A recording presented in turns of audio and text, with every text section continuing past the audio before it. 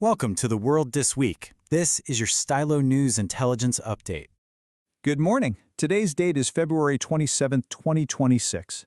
Let's get right into our global intelligence briefing. And just a quick note, this intelligence briefing is brought to you by ProWave AI. They're the developers of Stylo News and the AI-powered Stylo Intel Ops program. All right, so over the next few minutes, what we're going to do is summarize the primary patterns of global importance that we've identified over the past couple of weeks. And we're going to start with a look at rising geopolitical tensions. And what we're seeing is that across several continents, there's been a pretty significant increase in both military and political friction. So let's start in the Middle East, where tensions between the United States and Iran are, well, they're escalating. The U.S. has been increasing its military presence in the Persian Gulf, and that move is being met with a pretty robust defensive posture from Iran. Now, the stated objectives from both sides are quite clear. From the U.S. perspective, their military presence is seen as a necessary deterrent. It's designed to pressure Iran toward concessions on its nuclear program. On the other hand, Iran says it's fortifying its borders with new missile and radar systems simply to protect its sovereignty, all while at the same time participating in some cautious, indirect diplomatic talks. Okay, let's turn now to Eastern Europe. The conflict in Ukraine has now, believe it or not, entered its 5th year. And our intelligence analysis indicates that some pretty significant battlefield losses have really constrained Russia's ability to launch any major new offensives. Now, there are several key developments here that are shaping the conflict's trajectory. First, European leaders have stated that any deployment of peacekeeping forces would actually need approval from the Kremlin. Meanwhile, in Geneva, talks between the United States and Ukraine are moving forward, and that's setting the stage for potential three-way negotiations that would include Russia. We've also seen reports that North Korean soldiers are now deployed in Russia, and their task is to gain combat experience. And at the same time, NATO allies are conducting some pretty significant military exercises up in the Arctic to enhance their regional readiness. All right, our second major theme for this update deals with internal challenges to state authority. Across the globe, we're seeing governments really being tested by public unrest and various security crises. For example, in Iran, student protests have erupted at several universities. Over in Nigeria, authorities have announced they've identified the financiers behind an alleged plot to overthrow the government. Then you have Spain, where the government has just declassified historical documents related to that failed coup attempt back in 1981.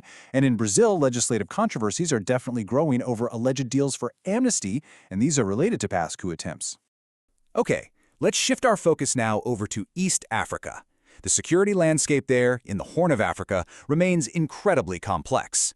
The regional dynamics are being influenced by a mix of ongoing conflict and some very strategic diplomatic maneuvers. So here's what's happening. The self-declared autonomous region of Somaliland has made a pretty significant offer to the United States. We're talking exclusive access to its mineral resources and military bases.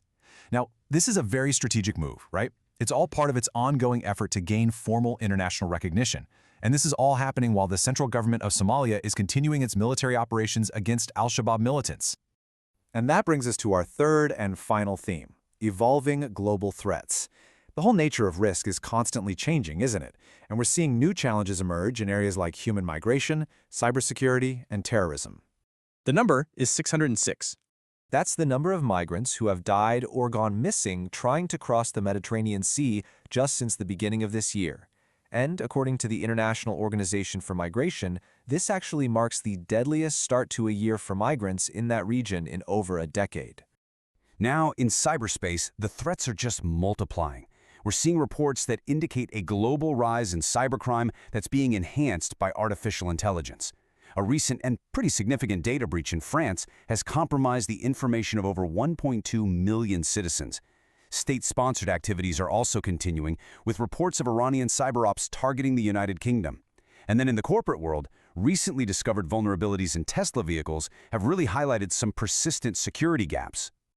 So this briefing has really just been a high-level overview of these key global events. But for a much deeper analysis, we want to invite you to check out our full in-depth explainer.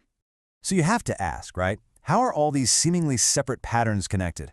I mean, how does military posturing in the Persian Gulf relate to political unrest in South America, or to cyber threats over in Europe? Understanding how all these pieces fit together, well, that's absolutely crucial. And that's exactly what we do in our full intelligence analysis. We explore these connections in much greater detail, and it's available right now in the complete Stylo News Intelligence Update. It's easy to find. You can listen to the full Stylo News Intelligence Update on your favorite podcast channel, or you can just follow the link that's available with this briefing. Thank you for joining us for this intelligence update. If you'd like to get AI-powered news on demand, we really do invite you to subscribe to Stylo News. You can find out more at stylonews.com.